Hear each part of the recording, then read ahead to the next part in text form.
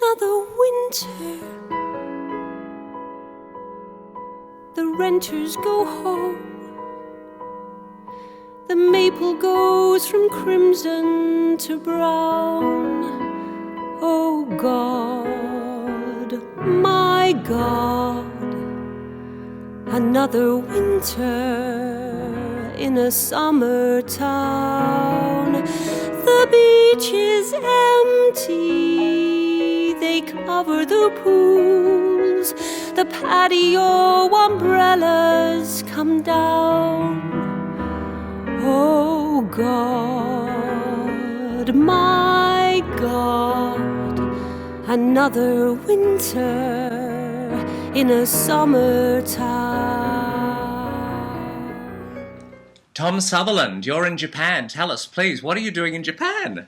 I'm in Japan to do a new production of Grand Hotel, the musical Grand Hotel. You've done that before in the UK. Yeah, we did it at Southwark Playhouse with Daniel Toronto. We produced it at Southwark Playhouse, and now we're doing a new production here for Act Theatre and the Made of Arts, which opens in a couple of weeks' time. It's tremendously exciting to be working here in Japan again. It's in English, right? It's not in English, no, it's in Japanese. And how do you do that? Because you're fluent in Japanese. It's a challenge. It's a challenge. But last year we did a production of Titanic. It's all in Japanese as well, with a full Japanese cast. Oh, so you're getting good at this. It's strangely liberating, actually, to not work outside of your language, because you kind of understand that emotion is universal. You can understand the emotional, and if you know what the material is saying, then actually it's strangely freeing to be not working in your own language. How interesting! Yeah, great. I suppose storytelling is storytelling. It's just using. Yeah, exactly. Yeah. It's just. Do you like Japan? It's really, really, really interesting. The culture is so far removed from the UK, but seeing how they respond to British creatives or UK creatives coming over here, it's fantastic. They treat us all like kings and royalty, so it's really wonderful to work here. And just their theatre going culture as well is great. Going to see all the different shows that they have here, which, you know, many of which you would never see in the likes of London, but they're just incredible. Now, you have a big announcement that you made last week. You're taking over as creative director of the Charing Cross Theatre. Yeah, as artistic director, yeah. Artistic director, yeah. Yeah, it's very, very exciting. It's very exciting. Is this something you've always wanted to do? I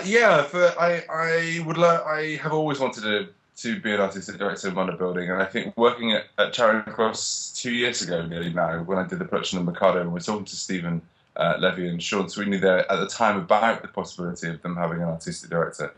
It was something I was incredibly interested in, and I'm delighted to accept the post. And it marks a change of direction for Charing Cross too, because you were telling me before they're actually going to be a production house. Well, it really does mark a change in their history.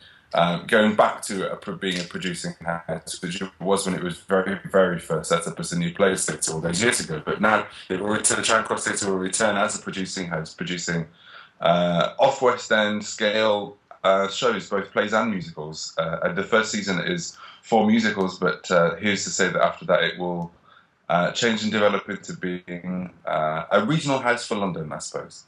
Everyone in the office was very excited when this news came through. A lot of people have love and affection for Charing Cross Theatre and have thought that this might be a way for the venue to start to have a stamp and a reputation for itself. So it's there seems to be a lot of interest on like social media and on the internet and things. So it was really lovely to read and what we hoped that people would take this announcement to heart and be really excited by it. I report this ship loaded and ready for sea. Let go stern lines, let go bow lines, let go aft springs. Tower off, Mr. Pitman. She is towering high, broad and grand, ship of dreams. You specialise in musicals, right? That's sort of what I've been directing over the past couple of years. Yes, it's taking what people may think as rather huge Broadway musicals or musicals that haven't been seen in quite a long time, and seeing them in a new production. It's funny that you say that, because I was looking down the list of the musicals, and apart from the fact that a lot of them, you know, as you're alluding to, perhaps could have a new treatment, haven't been seen. They're not the best known shows necessarily, or being produced a lot. But I did notice that most of them were massive, like State Fair, like Ragtime, like Titanic. I mean, these are big shows, and yet you're putting them into ostensibly, you know, more intimate venues. Is that part of your creative process? Yeah, I think I like epic stories, and I love telling epic stories in rather small confines. It was really chilling and very, very exciting to be given the rights to do Titanic at Southwark, or nearly 3 years ago now, and to not know how this musical, which was written for a cast of nearly 50 people and an orchestra of 30, of how we're going to be putting this into a room which probably wouldn't even have held the original creative team and cast from the Broadway production, and to put it in. But it was very exciting when Maury Esten came over and saw the production and said to us, "That is not the show that I had written, but it's a wonderful, wonderful version of the show," and became very close to it, and has been the champion of that version of Titanic ever since. Seeing it come here to Japan, go over to Canada, maybe even to a Broadway at one stage, and now back to London and Charing Cross. So yeah, I love telling those big stories on a small stage, and also it's an opportunity to see work that people haven't seen in London and in the UK. So bringing these musicals or shows or pieces to a stage where people haven't seen them in such a long time. How do you decide which show you're going to do? I mean, what's the thing that interests you more? The score that jumps out, or a score, but also maybe a piece of work which I think has been overlooked, maybe here in the UK. Something that deserves an outing, maybe. But more than that, I think it's also about a piece that might have a social resonance now that maybe it didn't when it probably was first written. Mm-hmm.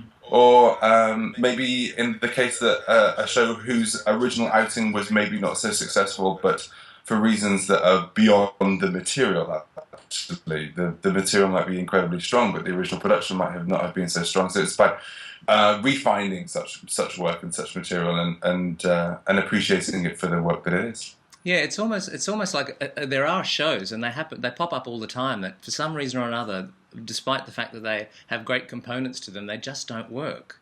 And I suppose presenting them in a different light, in a different sort of venue, on a different scale, is a great opportunity to really sort of solve that trajectory.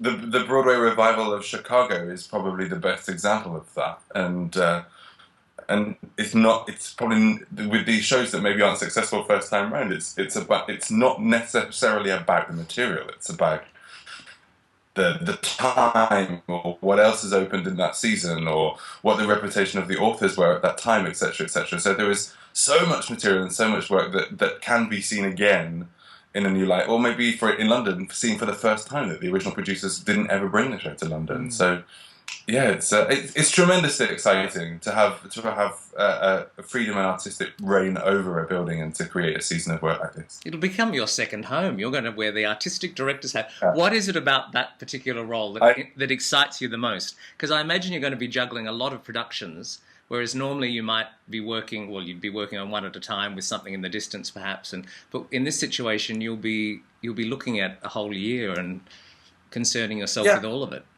I think what excites me the most about it is building the reputation for a venue, and building a loyal audience, people who will come back and expect a quality or expect a type of show from a venue like Charing Cross. Right at this moment, you're in Japan, and you've woken up so that you can speak to us. There's a big time difference, of course, and we really appreciate you making that effort, because it's a very exciting announcement. Just tell everyone before we finish up exactly what you will be presenting in your first year as artistic director at the Charing Cross. The first musical we are going to be presenting is Titanic. Very exciting, very exciting. Titanic. We have a production of Radio Times, which uses the music of Noel Gay coming into the season. Then we have a revival of Ragtime. And then we finished the first season, with the UK European premiere of Maury Yeston's Death Takes a Holiday. So it's incredibly exciting. Four shows which I've wanted to create for such a long time, or see productions of, and they will all be housed in Charing Cross Theatre. Well, we are all very excited at the news, and we wish you all the very best. Have a great season of Grand Hotel in Japan, and we look forward to seeing you hanging around the Charing Cross Theatre. I'll see you soon. Thank you very much. Thank you. Bye-bye. Thank you, Tom. As I say goodbye.